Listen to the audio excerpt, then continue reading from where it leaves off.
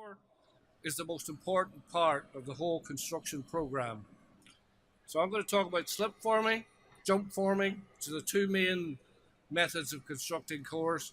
And I'm going to talk a bit about precasting as it gains more popularity and technically becomes more available to the wider construction methods. So, very quickly, I would say that the default position for building a residential core is usually jump form, and I'll explain why that is. For a commercial core, it's usually slip form, primarily because the contractors tend to want to get the core up very quickly and put a crane on the top. And slip form is much quicker than jump form. So slip form principles, it's actually a sliding shutter. It's continuously on the move. It rises at roughly 25 mil every 10 or 15 minutes. And as you go up, the concrete is gradually setting. It's supported on jacks and it climbs up. So your concrete technology is very important because you need a high early strength. And it needs a bit more management and quality control than possibly with jump form. That again is another section through, and there's a 3D idea of what a slip form rig looks like. Some more, and that's what powers it all. It all climbs on jacks, which drive the whole rig up in a gradual, continuous movement. So that means it's ideally suited to 24-hour operation. When you're doing 24-hour operation, you're continually climbing. You're doing roughly a floor a day, which is fast. And typically, you've got about 30-40 tons of reinforcement to get onto that rig and fixed in that short period of time, and generally about 130-150 cube per meter rise. Now that's a typical rig. It varies obviously depending on the size of the core and everything else, but that's it. So bear in mind that our driver here is to get vertical access. You need to understand how you install your stairs, and that's typically done by opening the rig up and dropping your precast stairs or other stairs through the middle, and your rig needs to be designed around that. So coming back to the technology that's required, slip form, you need to be quite clever. GPS control, you're continuously moving, so you need to know where you are. And the great thing about GPS is it gives you instant output, so you know precisely where the rig is in terms of tolerance and setting out. And they do have a tendency to want to twist, so you're always correcting that. But because of that continual movement, your tolerance is really going to be about 25 mil. So if you need a tighter tolerance of that in your core, then you've got to think a better way of building it or a different way of building it. That's another shot of a main rig. And that's what it looks like inside, nice and clean before it starts. That's it when you're going. It's very intense, very cramped, and if you've never been on one, I thoroughly recommend it. It's been likened to a Victorian sweatshop on the move. So what you're looking for is you want a nice clean line, sharp corners, and there is a tendency, if you don't get your concrete technology right, that you will get drag lines or bad marks. So again, if you are really looking for a fair-faced or architecturally finished core, you should not be considering slip form. So that's how to slip form in 5 minutes. Normally this presentation takes me about at least an hour, so I'll move quickly on. Oh, that's the shard. As you can see, the core is well up the top, and that allowed the contractor to really get on with his lifts. Probably not a lot of people realize, but in the shard there's 33 lifts. So the need to get to the top quickly to allow that construction of those lifts to get going fast was paramount. So, jump forming. As I mentioned at the start, jump forming is used quite extensively in residential construction because there isn't usually that need to get the speed up to the top, and you can keep the cycle of your jump form and your floor plates roughly in line. You have one concrete pour for every lift, which is roughly 3 to 4 meters. So it's a bit more measured, it's steady, and it's easier to control. If you've got big cast-in anchors or embedment plates and things like that, it's also easier to fit. And there's two main types of jump form rig. There's the top hung rig, which is hung from the top, and that has several advantages from safety because it's an enclosed box, so that's preferred. Or there is a side hung rig, which is clamped to the side of the walls, pushes up from the bottom on rams and what's called climbing shoes. That's probably less favourable because you have to rely on cast-in anchors, which we'll see in a minute, to support your side shutter. So that's a typical side shutter on the external wall. A typical internal platform, which is driven up on rams. And that's a typical cycle, as you can see, moving from left to right. You've poured your concrete, you then raise the shutters, fix your rebar, fix your embeds, pour again. Much more measured, much more controlled. And that is a side hung jump form rig. Regrettably, that core is now demolished. That was the 22 Bishopsgate, or the Pinnacle as it was known. And that's sort of what you're looking at when you're on the rig in terms of rams and jacks. And those are the cast-in anchors, and they are vital. All your load on the shutter is carried in those cast-in anchors, so they have to be in the right place. So if you have openings near the corners or openings which clash with where the anchors go, designing the rig becomes more complex. So when you start to look at openings and temporary openings and everything else, you have to consider the design of your shutter very carefully. And that's a typical finish. And the big advantage of jump forms is you're able to get an architectural finish. And if the architect wants a nice concrete core and show for eternity, that's the way you have to go. So the features, typically 5-7 days per in between lifts, which ties in with your floor plate. So you usually keep your jump form just above the floor plate and climb both together. You can access it from the working deck, so you don't need a hoist. And you can usually get about a 5mm tolerance. So in terms of architectural appearance, making everything look perfect, it's the way to do. And you can mount a crane on the rig, but it's difficult.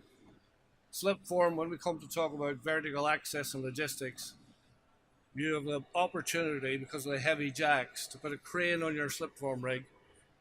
And building tall buildings is all about vertical logistics, jumping cranes, minimizing wind risk.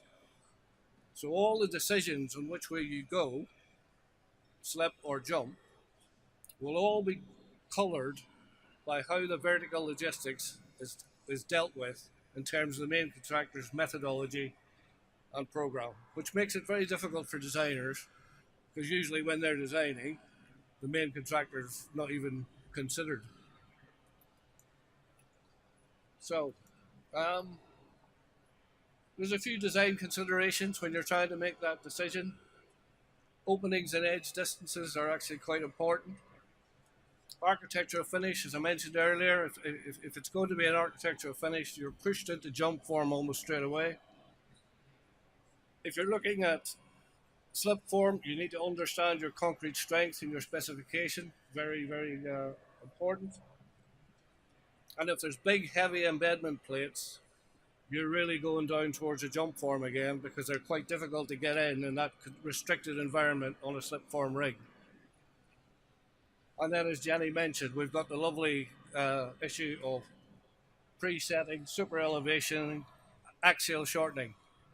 Because in a jump form you're going up core and plate together, it's slightly easier to deal with than a slip form where the core is racing ahead.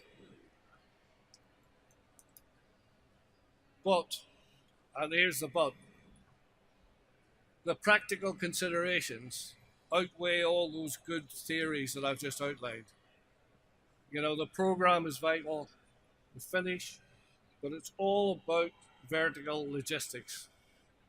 And vertical logistics of how you're going to plan to get your men, materials, and crane jumps up there will completely overrule all those little rules that I just gave you. And last but not least, geography is important. In the Middle East and the Far East, because of the heat, they don't like slip forming because of flash setting and other problems with the concrete. So they tend to do jump form where they pour the concrete at night.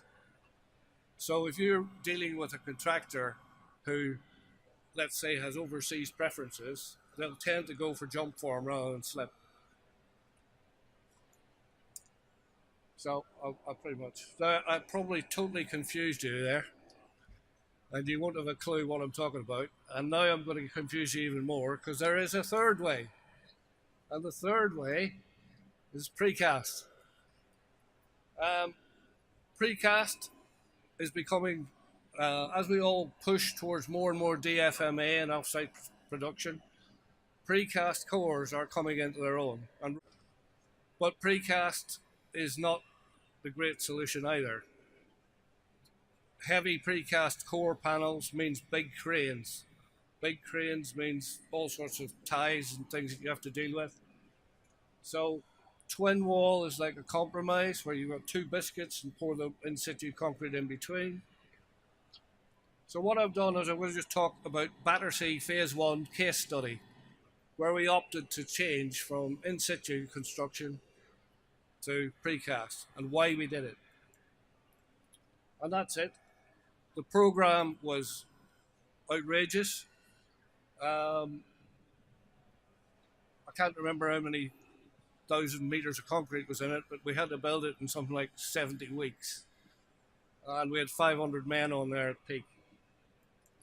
So, why drive precast? Well, safety. You have fewer guys on site. If you use precast in conjunction with prefabrication of steel, you reduce the number of men you've got actually on the ground. You're got a single lift. Instead of building a column, which takes roughly 2 or 3 days, you lift it up, plunk it in, grout it in, done. It frees up the cranes for other uses. Quality, you're building your precast, you're making it in a factory environment, you can control the quality much better on the finish. And program, if you've got lots of repetition, precast is fast. It's as fast as slip forming and sometimes can even be faster. So at Battersea, there was 18 cores. We did 17 of them as precast. And it worked.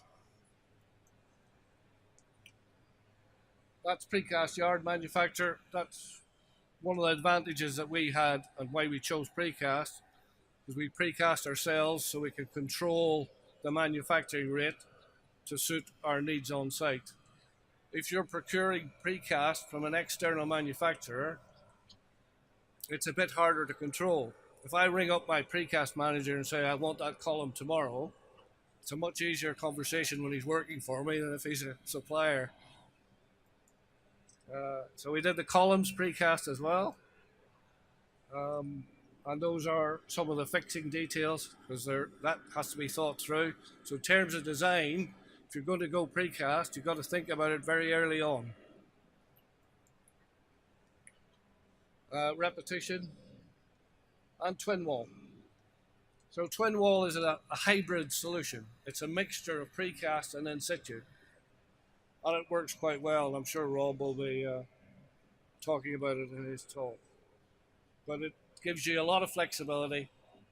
Um, and there are new systems now where rather than a concrete biscuit, there's a cement particle board, which is only 25 mil thick, which again is very light, very easy to erect, and then you just fill in between. So it's like a permanent formwork.